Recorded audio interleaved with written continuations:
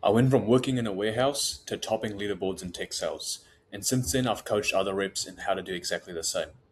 By the end of this video, you have a clear understanding of the landscape between tech sales and high ticket sales, the classic shootout between the two industries, and you'll be able to walk away with a clear distinction in terms of why tech sales comes out on top. So let's get into it. Let's talk about the time it takes to make your first dollar. In tech sales, the interview process can be a bit more intensive. You can have anywhere from 3 to up to 7 interview stages, meaning it can take anywhere from 9 to even 40 days to land a role. Nine's in there for a particular reason because, shout out Justin, my star student, did it in 9 days from initial outreach to job. Plus side with tech sales is that you get base salary from day one, meaning as you learn, as you ramp, as you get taught about the product, about the company, culture, and even sales ability, you're getting paid from day one. Switching over to high ticket, you can land a role much faster. Gurus, offer owners, course sellers are always advertising for roles over on Instagram, TikTok, social media like X as well. So with enough DM volume, you could simply reach out to quite a few offer owners each day. And honestly, sometimes you could even land an interview or a job on the same day. However, depending on the arrangement with the high ticket sales company, you might be getting commissions purely on bookings or purely as a percentage of the revenue from deals that close. This can take weeks to months for you to even get your first dollar or your first paycheck. And you have to learn the offer, the skills, everything related to it on your own time, on your own dollar. You're not getting paid a base salary to learn these things.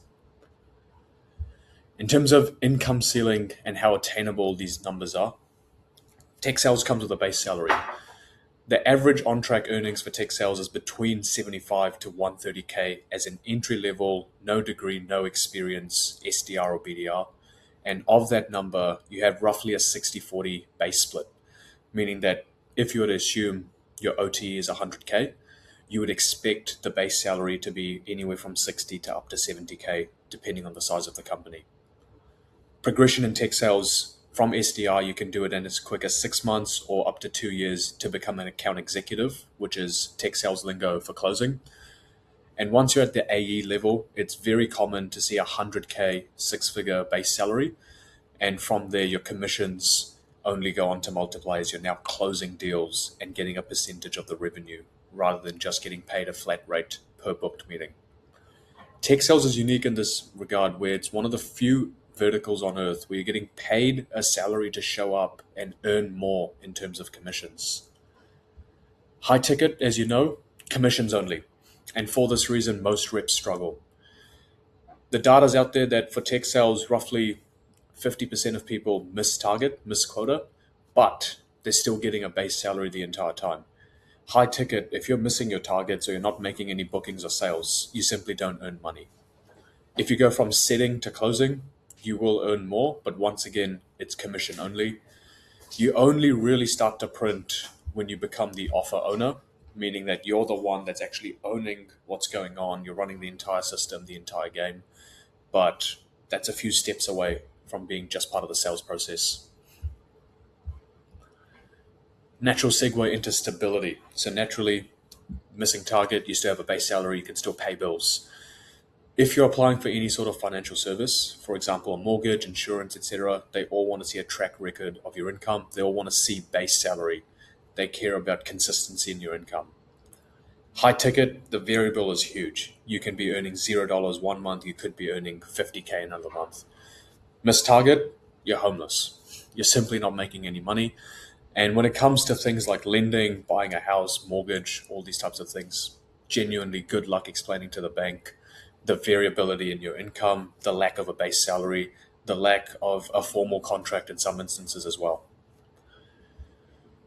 When it comes to stability at a personal level, in terms of what you can do, how you go about making your money day in and day out, in tech sales, most B2B organizations have multiple lead channels, meaning that leads come in from various inbound funnels, advertising, social media, webinars, in-person events, referrals, partnership networks, and of course, outbounding. If all else fails, you can pick up the phone, cold call your ICP because in B2B, databases exist.